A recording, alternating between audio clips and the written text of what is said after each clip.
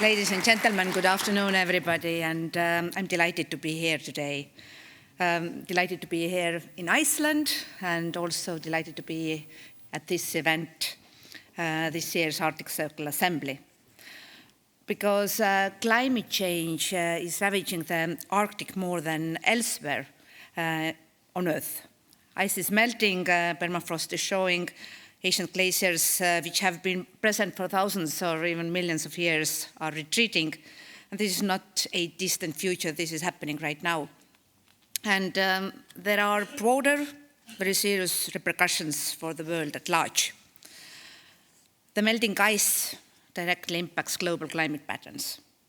From the smallest islands to the biggest deserts, climate change is leaving its marks, altering ecosystems and human lives. And the shift in global climate patterns is putting pressure on our energy systems, reshaping infrastructure needs, and transforming the landscape of energy demand. And today, as EU Energy Commissioner, I'll briefly explain the European Union's energy situation and our efforts to transform our energy system over the past few years. This is important context in understanding the EU's engagement in the Arctic and our commitment to a fair and green energy transition. Dear friends, over the past 5 years, the EU's energy system has undergone a major overhaul. It started with the European Green Deal, when we became the first continent to commit to climate neutrality by 2050. And step by step, we began to put in place a new legal framework to drive the energy sector towards a decarbonized future. But then Russia started its unjustified war against Ukraine. And this gave us an extra, even more urgent push to be even more ambitious in our decarbonization, because there was urgent need to replace as much Russian natural gas with cleaner alternatives. And we are seeing the results now, and the numbers speak for themselves. Renewable energy generation in the EU is at an all-time high. So far, this year in 2024, wind and solar produced more electricity than all fossil fuel sources combined. Half of our electricity comes now from carbon-free sources, and renewables are the cornerstone of the EU's energy transformation. Solar, wind, but also hydropower, these are the resources that will power our future. And wind and solar energy is being installed in the past couple of years in record volumes. Europe has the largest pipeline of green hydrogen projects also in the world, and cutting-edge technologies like floating offshore wind and also offshore wind as such are being launched. And the bottom line is that renewable energy is our road to energy independence and our economic competitiveness. So we have to replace imported fossil fuels with homegrown renewables.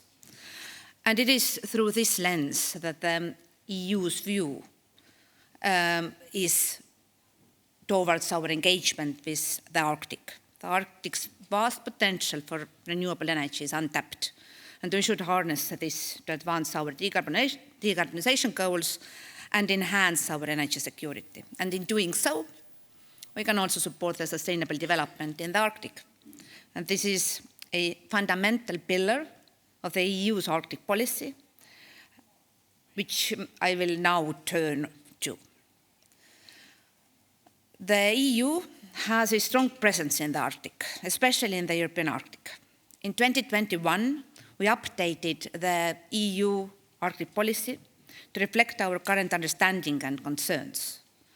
We emphasize that climate change poses the greatest threat to the Arctic, and we reinforce our stance that actions undertaken in the Arctic must prioritize the well-being and interest of those living here. And this approach is grounded in cooperation, sustainable development, and inclusion.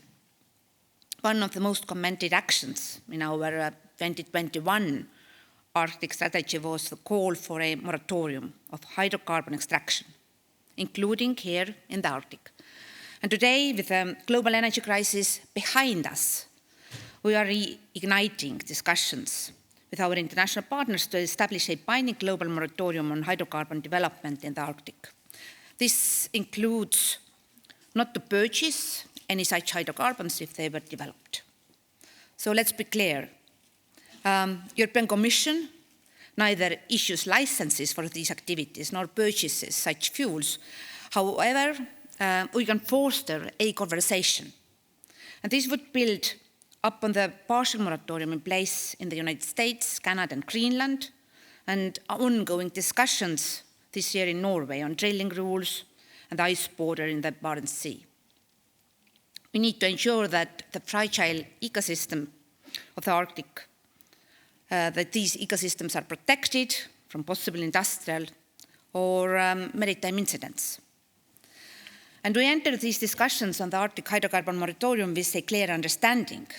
The world does not need new oil and gas fields. The International Energy Agency has confirmed this in successive reports.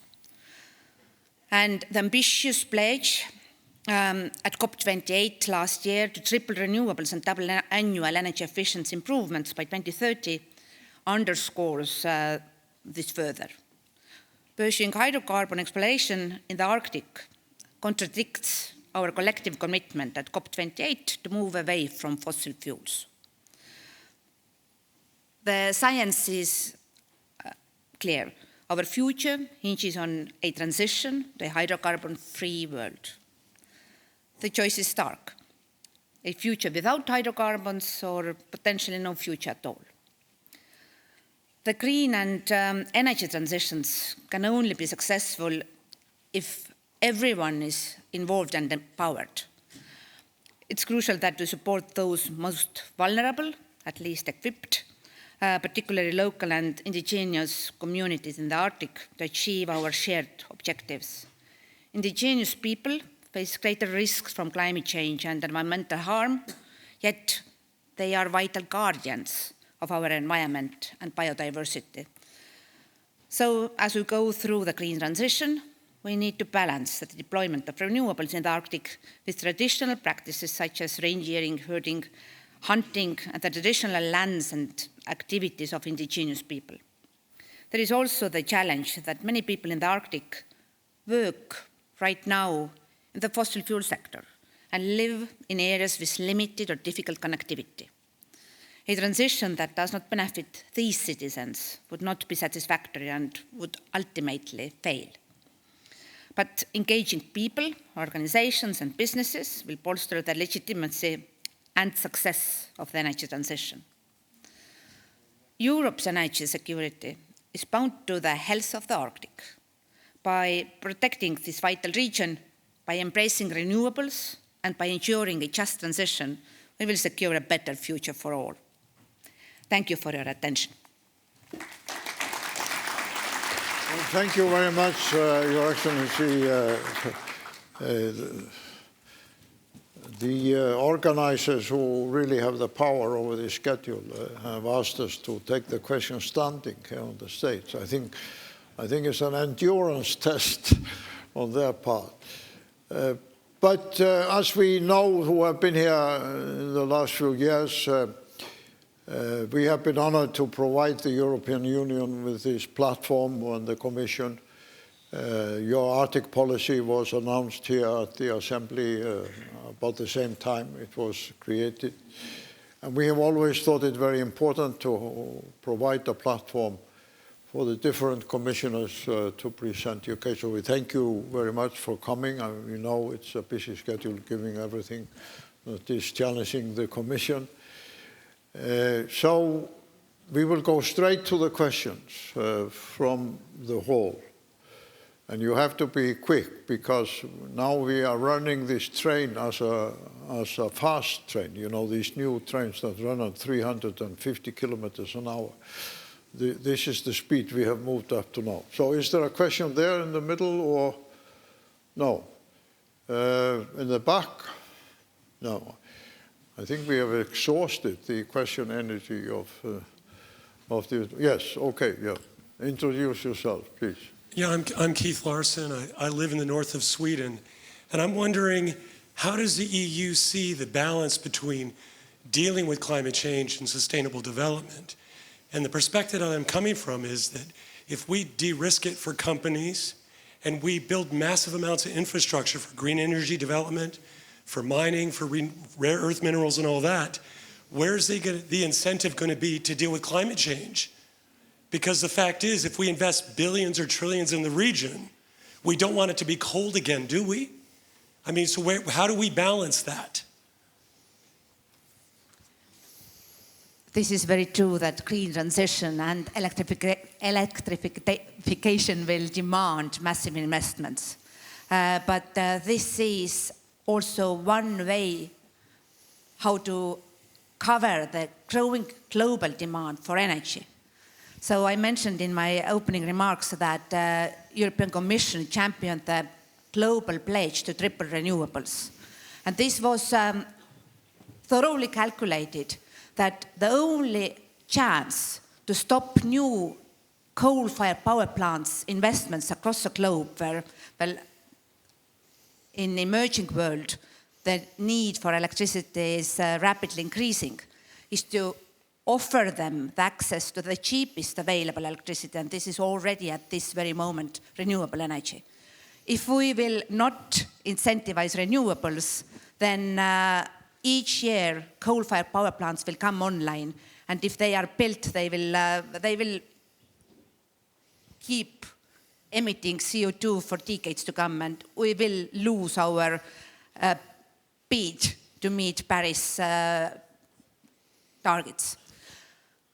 For green transition, of course, we need also mining activities, and in this regard, European Union also creates new partnerships globally with countries who do have access to these critical materials, minerals.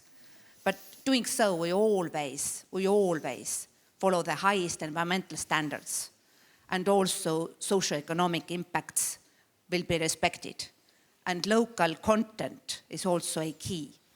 So I truly believe that unless we will promote renewables, the global demand will be met with more polluting resources, and that will damage us all. Thank you.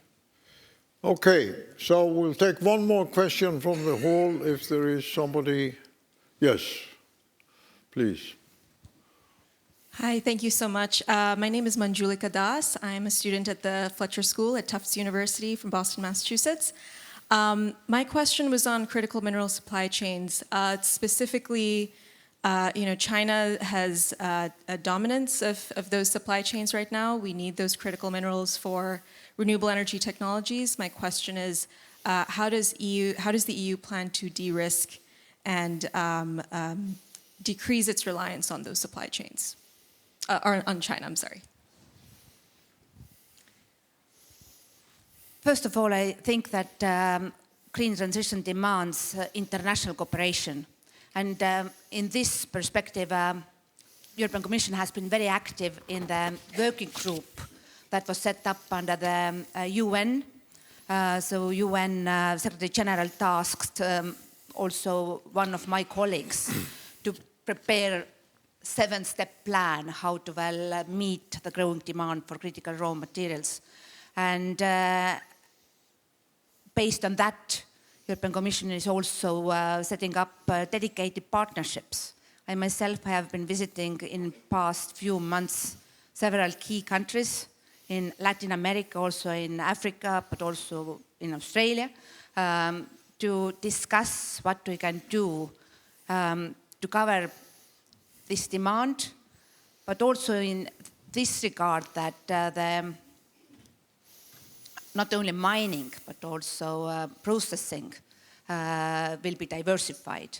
Because you might know that Europe paid a very high energy bill due to the fact that we were too reliant on one single supplier who traded its fossil fuels to Europe and then started to manipulate our markets. We don't want to end up in a similar situation with green tech. And European Commission is right now in the transiting period Ursula von der Leyen will set up a second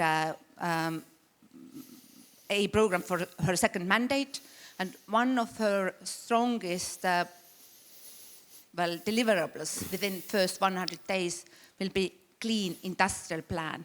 So this is also an attempt to respect high standards, but also to scale up the clean tech production outside of this production chain that dominates our markets right now. Thank you. Well, thank you very much, Commissioner. Thank you very much for making the effort to be here with us and making these statements.